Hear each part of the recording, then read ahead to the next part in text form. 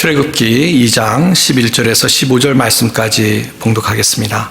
모세가 장성한 후에 한 번은 자기 형제들에게 나가서 그들이 고되게 노동하는 것을 보더니 어떤 애굽 사람이 한 히브리 사람 곧 자기 형제를 치는 것을 본지라. 좌우를 살펴 사람이 없음을 보고 그 애굽 사람을 쳐 죽여 모래 속에 감추니라. 이튿날 다시 나가니 두 히브리 사람이 서로 싸우는지라. 그 잘못한 사람에게 이르되 내가 어찌하여 동포를 치느냐 하며 그가 이르되 누가 너를 우리를 다스리는 자와 재판관으로 삼았느냐. 내가 애굽 사람을 죽인 것처럼 나도 죽이려느냐. 모세가 두려워하여 이르되 일이 탈로 되었도다. 바로가 이 일을 듣고 모세를 죽이고자 하여 찾는지라. 모세가 바로의 낯을 피하여 미디안 땅에 머물며 하루는 우물 곁에 앉았더라. 아멘. 많은 운동 경기가 있습니다만 특별히 여러 사람이 함께하는 그런 경기들이 있습니다. 그 중에 이 미국에는 이 미식 축구, 그러니까 아메리칸 풋볼을 많은 사람들이 좋아하고 즐겨 보는 것을 우리가 잘 압니다. 근데 저는 사실은 그렇게 전문가는 아니지만 이 미식 축구를 볼 때마다 굉장히 이 운동은 이 조직력이 필요한 경기다라는 생각을 갖습니다. 그러니까 이 공격하는 선수도 또 수비하는 선수도 따로 있고요. 또 각자의 이 분야가 있어서 그 모든 선수들이 자기가 맡은 분야를 잘 하고 특별히 이 조직적으로 움직여야 되기 때문에 이 감독이나 또 쿼터백이라고 그러죠. 그 사람의 지시를 잘 따라야지만 경기를 잘하는 것을 볼 수가 있습니다. 그러니까 뛰는 선수는요, 지시를 잘 받아서 그 있어야 될 위치를 향해서 열심히 뛰어야 되고요. 또 던지는 사람은 던지는 사람대로 이 지시를 받아서 자기 마음대로 하는 것이 아니라 그 지시받은 대로 잘 공을 던져야 경기에 승리할 수 있는 것을 우리가 경기를 보면서 알 수가 있습니다. 이 반대로 암만 개인기가 좋아도요, 이 지시하는 대로 또 모든 팀의 선수들이 작전에 따라 움직이는 대로 하지 않고 자기 멋대로 하면 이 경기를 잘 할 수가 없고 또 그런 이 돌출 행동을 하는 선수 때문에 우리 경기를 망칠 수 있는 것들을 우리가 볼 수가 있습니다. 그래서 모든 사람들이 이 감독의 지시를 잘 받아서 일사불란하게 움직일 때 좋은 경기를 할 수 있다라는 것을 말씀드리고 있는 것입니다. 그래서 거의 경기를 보면요, 이 대단한 게 이 헬멧을 쓰고 하는데 그 헬멧에 다 이 마이크 장치가 있더라고요. 그래서 감독도 그 무선 마이크로 지시를 하고 또 아까 말씀드린 것처럼 쿼터백이 그 지시를 받아서 선수들의 공을 이렇게 전달을 하고요. 그런 모습을 보면서 이 지시를 잘 따르는 것이 중요하다라는 것을 늘 볼 때마다 생각을 합니다. 왜 이런 말씀을 서론에 드리냐면 우리가 신앙생활 하는데 우리가 이 하나님의 뜻을 어기고 내 생각대로 내 욕심대로 내 마음 먹은 대로 내 소견에 오른 대로 하면은 참 그것은 하나님의 뜻을 어기는 것이기 때문에 우리가 제대로 좋은 신앙생활을 할 수 없다라는 것을 다시 한번 이 아침에 좀 묵상하기를 원합니다. 그러니까 하나님께서 이렇게 말씀하셨는데요. 근데 그 하나님 말씀이 내가 싫다고 그 하나님의 말씀을 거역하고 불순종하는 것이죠. 불순종하고 내 멋대로 행했을 때 사실은 우리의 삶에 복을 주시려는 하나님의 복을 누릴 수가 없다는 것입니다. 그러니까 하나님의 때에 또 하나님의 방식대로 하나님께서 우리에게 말씀하시고 우리를 인도하시는데요. 우리가 그런 하나님의 때를 무시하고 하나님의 방식을 무시하고 우리의 생각대로 우리의 욕심대로 행할 때 사실 그때 우리의 삶에 문제가 생긴다는 것입니다. 오늘 본문의 말씀을 보면서 그것을 좀 확인했으면 좋겠습니다. 오늘 본문의 말씀은 모세에 관한 이야기입니다. 근데 이 모세가요, 아주 이 중요한 사건 때문에 사실은 이 광야로 쫓겨나는 그런 이야기가 소개되고 있습니다. 이 이야기의 시작은 그 모세의 처음에 어렸을 때부터 우리가 좀 돌아가 볼 필요가 있는데요. 모세는 당시에 인간적으로 생각한다면 여러 가지 참 조건이 좋고 아주 단순한 말로 잘난 사람이었습니다.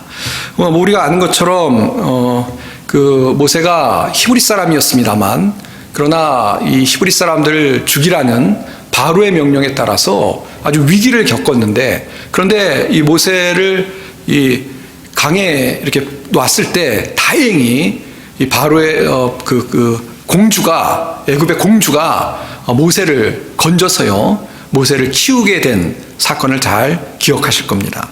그래서 이 좀 모세에 대해서 성경 이야기를 좀 보면요, 우리가 오늘 2장 말씀을 보니까 2장 2절 말씀에 보면 이런 말씀이 있습니다. 그 여자가 임신하여 아들을 낳으니, 이 모세의 엄마입니다. 그가 잘생긴 것을 보고 석 달 동안 그를 숨겼으나 그랬습니다. 그러니까 이 모세가 태어났을 때 잘생겼다라고 이야기를 합니다. 글쎄요, 어떤 의미에서 이렇게 이야기했는지 자세히는 안 나옵니다. 이목구비가 뚜렷하고 눈빛이 달랐고 아기가 총명하고 잘 모르지만 분명한 것은 이렇게 이야기할 정도로 참 모세가 아기였을 때부터 잘나 보였던 것을 우리가 생각해 볼 수 있습니다. 그리고 그 모세를 결국 바로의 딸이 데려다가 키우는데요.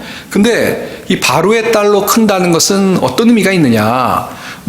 태어날 때부터 준수하게 태어났다고 성경에서 얘기하는데, 그렇게 준수하게 태어난 모세가 애굽의 궁전에서 교육을 받고 자랐다라는 것을 우리에게 가르쳐 주는 것입니다. 당시 세계 최강국이었던 이 이집트, 애굽에서 모세가 궁전에서 자랐다는 것입니다.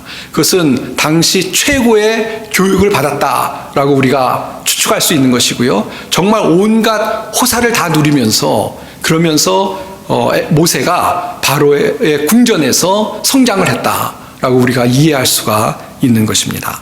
그러니까 선천적으로 또 후천적으로 하나님의 은혜 가운데 이 축복을 받아서 모세가 잘 성장할 수 있었던 것을 우리가 보게 되는 것입니다. 아마 물론 성경에 없어서 우리가 말하기 조심스럽습니다만 굉장히 모세에게 자신감이 있지 않았을까 싶습니다. 자신이 히브리인인 것을 알았지만 그래도 여러 가지 조건적으로 좀 자신감이 있는 그런 상황이지 않았을까 생각을 해봅니다. 그래서 그런지 어떤지 모르겠습니다만 중요한 사건에 이제 연루가 되는데요. 어떤 일이 있었냐면 2장에 보시면 우리가 이제 2장 11절부터 읽었습니다만, 거기 보면 모세가 이제 다 큰 후에 어떤 일이 있었냐면요, 자기 형제들에게 나가서 그 형제들이 무엇을 하고 있는지 살펴봤습니다. 근데 이 형제들이, 그러니까 히브리인들이 노동을 하고 있었어요. 우리가 지난번에 살펴본 것처럼 이 바로가 이스라엘 사람들, 히브리 사람들을 핍박하기 위해서 굉장히 심한 중노동을 시켰다라는 말씀을 살펴봤습니다. 그러니까 모세가 나서 보니까 너무 힘든 일을 하고 있거든요. 안타까운 마음이 들었을 거라고 생각합니다. 모세가 비록 바로의 궁전에서 공주의 아들로 자랐지만, 그러나 이 진짜 치엄마가 젖을 먹이면서, 그래서 모세가 본인이 히브리 사람인 것을 알았던 것으로 생각됩니다. 그래서 오늘 본문에도 나옵니다만 자기 형제들, 자신이 히브리인이었다는 것을 알고 있었습니다. 그래서 나가서 보는데 그 같은 형제인, 같은 동포인 히브리 사람이 어려운 일을 당하고 있는 것을 보면서 마음이 아팠을 거라고 보여집니다. 자, 근데 한 가지 사건을 목격하는데 뭐냐면, 이 애굽 사람이 히브리 사람 한 사람을 아주 폭행을 하는 것을, 치는 것이라는 게 폭행을 한 것이죠. 때리는 것을 보게 되었습니다.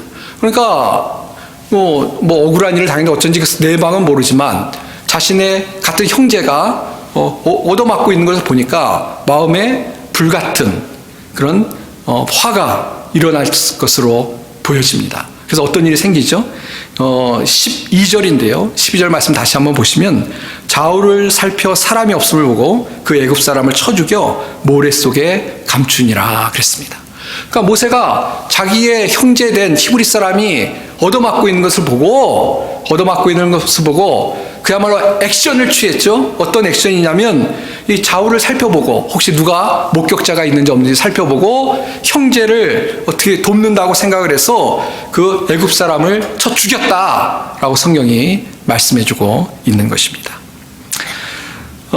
사실 인간적으로 생각한다면 이해를 할 수 있는 것이죠. 같은 동포가 이 어려움을 당하고 있으니까 의협심이라고 할까요? 그런 의협심이 나와서 행동한 것을 한편은 이해할 수 있습니다만, 그러나 뭐 어쨌건 간에 지금 살인을 저지른 것이죠. 살인을 저지른 것입니다. 뭐 형제가 얻어맞고 있다고 해서 살인을 저지른 것을 정당화할 수 있느냐? 정당화할 수 없습니다. 그러니까 모세도 그거 아니까 좌우를 살펴봤습니다. 혹시 누가 살펴보면 안 되니까요. 그래서 아주 중요한, 모세가 큰 죄를 짓고 있는 것을 볼 수 있는 것입니다. 자, 그런데 이제 그 다음 날이었습니다. 어떻게 보면 모세가 뭔가 행동을 하고 나서 이제 아무도 안 봤을 것이다 라고 생각을 했을 텐데요. 근데 그 다음 날 또 나가 보니까 이번에는 어떤 광경을 봤냐면 같은 히브리인끼리서 싸우고 있는 것을 봤습니다. 그리고 싸우고 있는 것을 보고 모세가 이제 그 싸움하는데 끼어들었습니다. 왜 서로 싸우냐고 끼어들으니까 어떤 일이 있었습니까? 사람들이 좋아하고 싸움을 멈췄느냐? 그렇지 않고요. 이 13절 말씀인데요. 뭐라고 사람들이 얘기했냐면, 내가 어찌하여 종풀을 치냐 하매 그가 이르되, 이 싸우던 사람이죠. 누가 너를 우리를 다스리는 자와 재판관으로 삼았느냐? 라고 오히려 모세에 대해서 부정적인 이야기를 하고 있는 것을 우리가 알 수 있습니다. 그러니까 히브리 사람이 보기에는요, 모세가 뭐 싸움을 말리는 것이 어떤 화해를 하는 좋은 것으로 본 것이 아니고, 이거 뭡니까? 끼어드는 것으로 봤고요. 그 다음에 더 중요한 것은 뭐냐면, 그 다음에 보시면요, 내가 애굽 사람을 죽인 것처럼 나도 죽이려 하느냐. 그러니까 이 히브리 사람들이요, 이미 알고 있었습니다. 모세는 완전 범죄로 생각했을지 모르지만 사람들이 알고 있었어요. 그래서 끼어들어서 또 말리니까 또 나를 죽이려고 그러냐. 어저께 애굽 사람을 죽인 것처럼 또 나를 죽이려고 그러냐라고 모세를 향해서 이야기를 했다는 것입니다. 그러니까 모세가 깜짝 놀라죠. 그리고 어떻게 합니까? 두려워합니다. 이게 탈로가 났다. 들키고 말았다. 내가 살인을 저질렀는데 들키고 말았다. 또 그것뿐만 아니라 아마 이런 같은 히브리 형제들의 반응에 대해서 모세가 굉장히 놀랐을 거라고 생각합니다. 어떻게 보면 자기는 영웅적인 행동을 했다고 생각하는데 잘했다고 칭찬하는 것이 아니라 오히려 모세를 두려워하고요, 모세에 대해서 비난하는 얘기를 들으면서 아마 굉장히 마음에 두려운 마음을 얻었을 거라고 생각이 듭니다. 그래서 어떻게 합니까? 오늘 본문의 말씀에 의하면 도망가죠. 도망자 신세가 되어서 광야로 도망가는 모습을 볼 수가 있다는 것입니다. 오늘 본문의 말씀을 우리가 아주 너무나 손쉽게 간단하게 이해할 수 있습니다. 모세가 실수한 것이죠. 잘못한 것입니다. 그래서 우리가 아는 것처럼 광야에 도망가서 40년 동안 광야에 생활할 수밖에 없게 되는 그런 아주 나쁜 결과를 얻게 되었습니다. 모세가 이 좌우를 살펴봤다고 하는데요, 굉장히 중요한 의미가 있다고 생각합니다. 어떤 목사님이 그런 이야기를 하시는데 공감을 하는데요, 모세가 좌우를 살펴보지 말고 좀 위를 살펴봤으면 좋았을 것 같습니다. 그러니까 위를 살펴본다는 것은 그런 상황을 보면서 하나님을 바라보는 것이죠. 하나님, 이런 상황인데 어떻게 하면 좋겠습니까? 라고 바라보고 기도했으면 모세가 실수하지 않았을 것 같습니다. 그러나 안타깝게도요, 좌우는 바라볼지 모르지만 위를 바라보지 않는 모세는 아주 중요한 실수를 하고 말았다는 것입니다.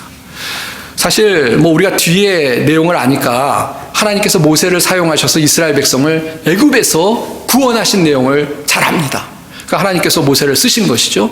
그러나 하나님께서 모세를 부르고 또 하나님께서 하나님의 방식으로 이스라엘 백성을 구원하는 일을 하셨는데요, 그건 하나님이 주도하시는 그런 사건인 것이죠. 근데 모세는 하나님보다 앞선 것입니다. 자기의 어떤 의협심으로 하나님의 계획과 하나님의 때와 하나님의 방식대로 따르려는 것이 아니라 자기의 생각을 가지고 하나님보다 앞서니까 이런 결과를 얻게 되었다는 것입니다. 우리가 신앙생활할 때 사실 하나님보다 앞서서요, 내 생각을 가지고 내 생각대로 하려고 할 때 문제가 많이 생기는 줄 압니다.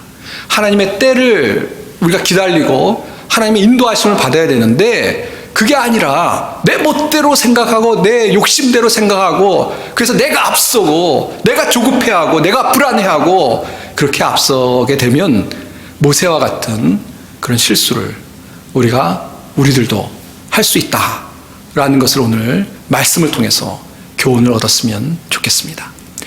여러분, 이스라엘의 첫 번째 왕이 사울이었지 않습니까? 사울도 그런 실수를 범하죠. 뭐냐면 사울이 이제 전쟁터에 나가려고 하는데 사무엘이 와서 제사를 드리고 전쟁터에 나가야 됩니다. 근데 아무리 기다려도 사무엘이 오지 않습니다. 그래서 어떻게 합니까? 사울이 자기가 제사를 드립니다. 그건 하나님 말씀에 어긋나는 것이죠. 그러니까 사울의 방식이죠. 하나님은 사무엘에게 제사를 드리도록 하셨는데 사울이 자기 멋대로 제사를 드립니다. 제사 드리자마자 사무엘이 도착하죠. 그러면서 책망을 하는 내용을 우리가 봅니다.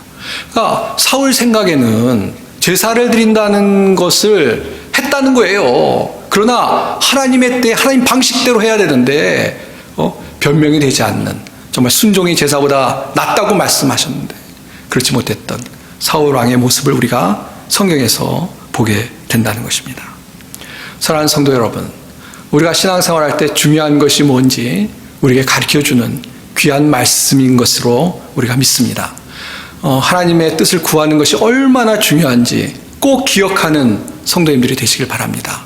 하나님 뜻대로 우리가 가거나 서야죠. 하나님보다 앞서거나 또 하나님의 방식이 아닌 우리의 방식으로, 우리의 생각대로 해서는 안 된다라는 것을 분명히 기억하시기를 바랍니다. 제가 신학교 다닐 때 농담 삼아 이 전도사들이 이야기하는 말이 있었습니다. 그게 뭐냐면 꽝 잡는 게 매다라는 이야기를 농담처럼 했습니다. 설명을 안 드려도 아실 것 같은데요. 어쨌건 목적을 이루기 위해서 어떤 수단, 방법 안 써서 목적이 이루어지면 다 오케이라는 것입니다. 정말 그렇습니까? 전 그렇다고 생각지 않습니다. 그리고 전도사들도 농담처럼 한 거예요. 그거 아니니까. 그래서 이제 전도사들이 이제 그런 얘기를 하면서 교회가 부흥하면 어떻게 부흥하는지는 상관없이 오케이, 다 된다라고 얘기하는 것에 대해서 이 전도사들이, 신학교 다닌 전도사들이 거부감이 있기 때문에 그건 아니야 라는 의미에서 그런 이야기를 많이 했습니다. 실제 그렇지 않습니까? 우리가 어떤 일을 하는데 하나님께서 원하시는 방식대로 하고 원하시는 방식대로 살아야죠. 그래야 또 결과도 사실 잘 나옵니다. 그래야 결과가 잘 나오죠. 그냥 어떻게 해서건 어떤 목적을 이룬다. 하나님께 신앙생활하는 가운데, 어떻게 보면 교회 생활하는 가운데도 그런 어떤 사고를 가지고 우리가 신앙생활에서는 안 되는 줄 압니다. 또 사람들이 얘기하는 것 중에 행동하는 사람, 그런 얘기를 많이 합니다. 뭔가 이렇게 행동하는 사람 멋있어. 물론 행동하는 사람 멋있죠. 그리고 하나님의 말씀을 듣기만 하고 실천하지 않는 것은 모래 위에 성을 쌓는 것과 같은 것. 그래서 행동하는 게 중요합니다. 자, 그러나 행동은 하는데요. 행동하는데 무조건 달려간다. 그건 아닌 것이죠. 다 뛰어야 될 때가 있습니다. 또 서야 될 때가 있습니다. 달려간다고 다 그냥 아무 생각도 없이 달려갔다가는 방향이 잘못되면 다 소용없는 것이죠. 잘못된 방향으로 그냥 무조건 뛴다고 잘 되는 것이 아니라 오히려 잘못되는 것이죠. 정확하게 잘 타이밍을 맞춰서 기다리다가 목표를 향해서 뛰는 것이 중요한 것을 우리가 다 압니다. 이 신앙생활을 설명하려고 그러는 건데요. 우리 사랑하는 성도 여러분, 우리가 기도하고 말씀 보고 하나님과 교제하는 가운데 하나님께서 뭘 원하시는지, 하나님께서 어떻게 하기를 원하시는지, 또 언제 하나님께서 하기를 원하시는지, 또 때로는 우리가 이 천년이 하루 같고 하루가 천년 같다고요. 하나님께는 때로는 우리는 빨리 움직이고 싶은데 하나님께 천천히 가실 때가 있어요. 그때 너무 조급해하지 마시고 불안해하지 마시고 하나님을 믿고 인내하면서 달려갈 때 하나님의 뜻이 우리 가운데 이루어지는 줄 믿습니다. 사랑하는 성도 여러분, 하나님께 초점을 맞추는 게 중요하다는 것입니다. 내가 어떻게 생각하고 내 마음대로 하는 것이 아니고 내가 결정해놓고 하나님 내 결정을 따라 주십시오 라고 하는 것이 아니라 하나님을 바라보고 하나님을 의지하고 하나님을 쫓아가는 것이 중요하다는 것을 기억하고 살아갈 수 있는 우리 성도님들이 다 되시길 바랍니다. 그래서 모세가 이제 도망갔죠. 그래서 광야에 머뭅니다. 참 재밌어요. 하나님께서 참 어떻게 보면 좀 굉장히 재미있는 분이라는 생각이 듭니다. 광야에 가서 모세가 할 수 있는 일이 뭐가 있었겠습니까? 저는 그냥 하루 종일 묵상하는 것밖에 없을 거라고 생각합니다.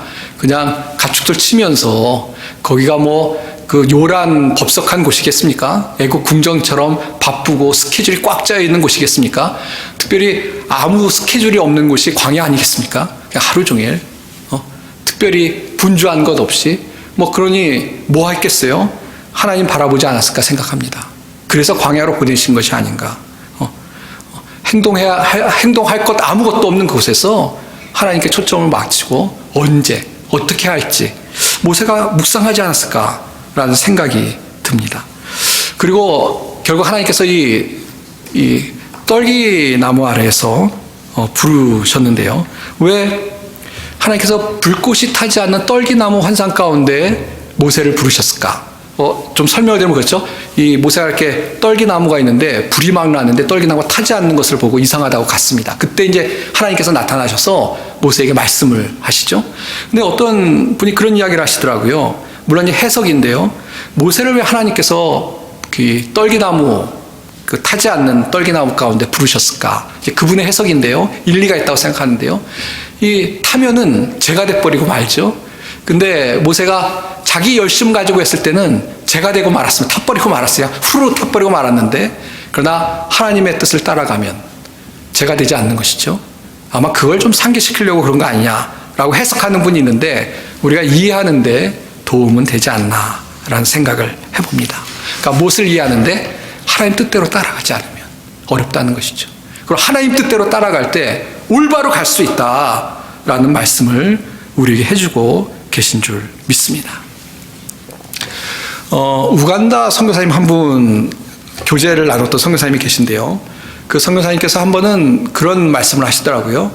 이 선교사님은 선교사가 되기 전에, 그러니까 목회자가 되기 전에 직장 생활을 하시는 분인데 굉장히 활발하게 이렇게 행동하는 분이었다고 본인이 그런 얘기를 하시더라고요. 뭐 가만히 있으면 좀이 쑤시고. 근데 이제 목회자가 되고 선교사가 돼서 사역을 하는데 이제 하나님을 위해서 충성을 다해야지, 막 열정적으로 해야지 하고 딱 생각을 했는데 선교지에 갔는데 저 시골 뭐 정말 할 일 없는 스케줄이라고 것이 의미가 없는 그런 곳에 3년을 있게 하셨다고 합니다. 그러니까 처음에는 막 좀이 쑤시고, 하나님 이런 곳에 저를 보내셔서 뭔가 막 하고 싶은데, 근데 3년이 지나고 나서 훈련이 되는 것이죠. 뭐를 왜 이렇게 하셨는가? 그러니까 본인의 어떤 자기 또 자기의 어떤 마음대로 하려는 것을 하나님이 고치시려고 그러셨다라는 간증을 하시는 이야기를 들은 적이 있습니다. 그러니까 자꾸 나서면 이제 실수할 것 같으니까 하나님이 아예 그런 곳에 보내셔서, 야, 앞으로 일할 때는 네가 나서면 안 되고 내 뜻대로 해야 돼. 주님의 때에, 주님의 방식대로 해야 돼. 그런 걸 가르치려고 그런 곳에 보내셨다라는 이야기를 하는 것을 들은 적이 있습니다. 정말 공감이 되는 이야기입니다. 우리가 살아가는 동안 모세처럼 자기 의와 자기 생각대로 나섰다가 잘못되면 안 되지 않겠습니까? 우리가 하나님을 따르는 법을 배우는 것이 우리에게 중요하다라는 것을 꼭 기억하고 살아갈 수 있는 우리 성도님들이 다 되시길 바랍니다. 이제 말씀을 맺도록 하겠습니다.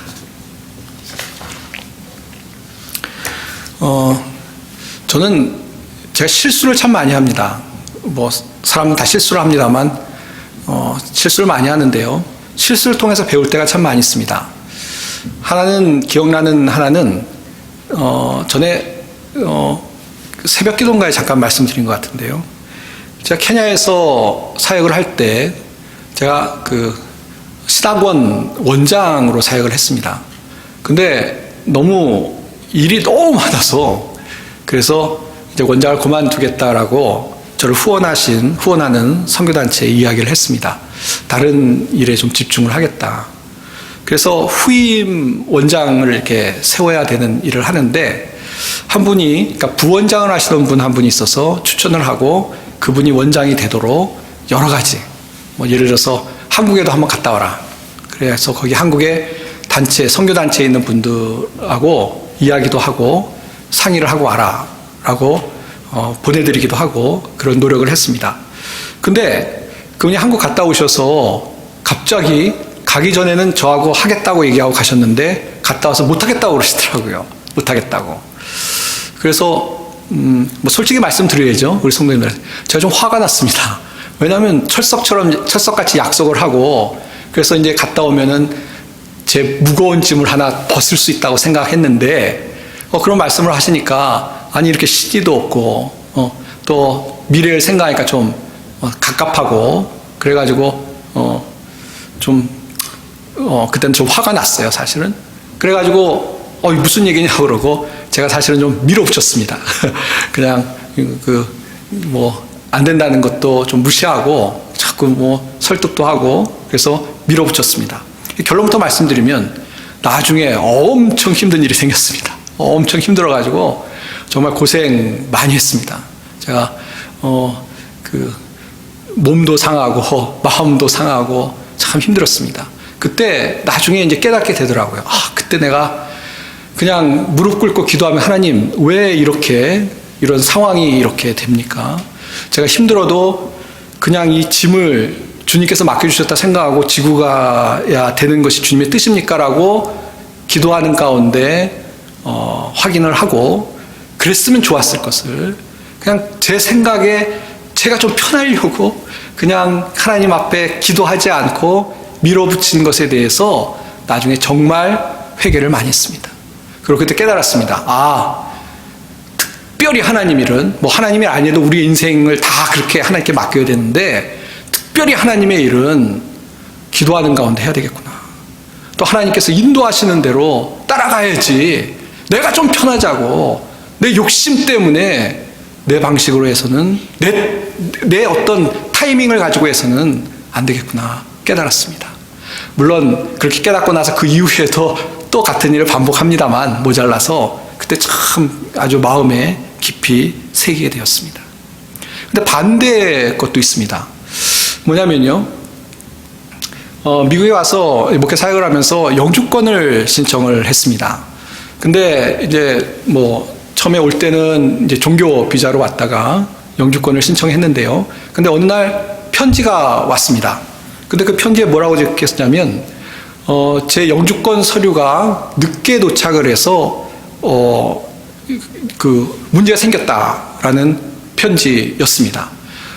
정확하게 얘기하면 이제 그 신청 자체가, 캔슬 되었다라는 편지였습니다. 그래서 너무 어이가 없고 해서, 그때 이제 행정을 맡은 변호사분한테 연락을 드리니까, 그럴 리가 없다는 거예요. 분명히 날짜에 보냈고, 그 우체국에서 보낸 증거 서류까지 갖고 있다는 이야기를 하셨습니다. 그러면서 이제 두 가지를 얘기하시더라고요. 하나는 어필을 하자. 근데 어필하는 기간 동안에는 신청을 못 한다. 그러니까 스탑이 돼야 된다. 그 프로세스가. 그 다음에 그게 아니면은 다시 처음부터 하자라는 이야기를 하시더라고요. 그래서 다시 해야지 어떻게 하겠습니까? 다시 진행을 했습니다. 그때 기도하는데, 오늘은 제 부족한 걸 나누는 시간이니까요. 하나님께 원망이 되더라고요. 하나님, 그냥 이런 것처럼 술술술 이렇게 잘 풀리면 얼마나 좋습니까? 근데 이런 어떻게 보면 제가 실수한 것도 아니고 이렇게 어렵게 되고 시간과 또 물질이 더 들어가는 일이 생깁니까? 그리고 사실 하나님께 좀 원망을 했습니다. 그런데 갑자기 그렇게 원망을 하고 있는데 그래도 제가 원망은 하지만 그때는 하나님을 바라보면 기도를 했습니다. 하나님, 왜 저에게 살아가는데 좀 이런 일이 생깁니까? 기도를 하는데 그런 마음이 들더라고요. 첫 번째는 사람의 실수인데, 누가 실수했는지 모르겠습니다만 사람의 실수인데 하나님께서도 이런 부분에 대해서 안타깝게 생각하신다는 마음이 들었습니다. 왜냐하면 저를 사랑하시니까 안타깝게 생각하신다는 마음이 들었고, 또 다른 마음은 뭐냐면 하나님께서 합력하여 선을 이루실 것이다 라는 생각이 들었습니다. 이런 부분까지도 다 하나님께서 합력하여 선을 이루실 것이다. 그래서 좀 짧게 말씀드려야죠. 어떤 일이 생겼냐면, 이제 교회가 영주권을 해주시는데 당연히 스폰서하는 교회가 영주권 모든 행정을 책임지시는데 그때 신청을 했을 땐 교회가 좀 어려웠습니다. 제가 교회를 부임한 지 얼마 안 돼서. 근데 지연이 된 거죠. 다시 프로세스가 돼야 돼서 지연이 됐는데, 나중에 이제 영주권 다 이렇게 들어갈 때는 교회 형편이 좋아졌습니다. 그래서 교회가 기쁜 마음으로 제 영주권 모든 부분을 다 해주셨습니다. 그래서 나중에 제가 알았죠. 아, 지연된 것이 오히려 저에게는, 교회에는 은혜였구나. 하나님이 합력하여 선을 이루셨구나. 어떻게 보면 하나님께서 다 아시고 가장 좋은 것으로 인도하셨구나 라는 생각이 들면서 감사한 마음을 가졌습니다. 저는 정말 하나님이 그렇게 역사하셨다고 믿습니다. 하나님 살아계시고요, 저를 사랑하시고요, 또 실제로 그런 과정을 통해서 너무 어떤 기쁨을 누리게 하셨기 때문에 그것이 감사하고 하나님께서 저에게 주신 은혜라고 분명히 믿습니다. 예. 그러니까 우리가 살아가는 동안에요, 하나님의 인도하심을 기대하고 살아가는 것이 중요하다는 것입니다. 하나님께서 우리를 사랑하시고 섭리하시는 하나님이십니다. 우리 인생의 계획을 갖고 인도하시는 분입니다. 때로는 우리가 잘 이해가 안 가요. 또 뭔가 굉장히 지체가 되는 것 같아요. 금방 이루어지길 원하는데 금방 안 이루어지는 것 같아요.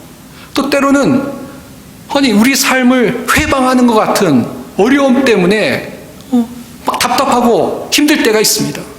불안하고 염려스러운 마음이 우리의 신앙을 흔들 때가 있습니다. 그러나 사랑하는 성도 여러분, 그때 하나님을 의지해야죠. 그때일수록 더 하나님을 바라보고 하나님의 때를 기대하고 또 하나님의 방식으로 하나님 뜻대로 나아가야죠. 그런 어려운 때 우리가 앞서면 안 된다는 사실을 꼭 기억하시기를 바랍니다. 주님의 인도하심을 받는 것이 우리 신앙의 중요한 어떤 성공의, 믿음으로 성공하는 길인 줄 믿습니다.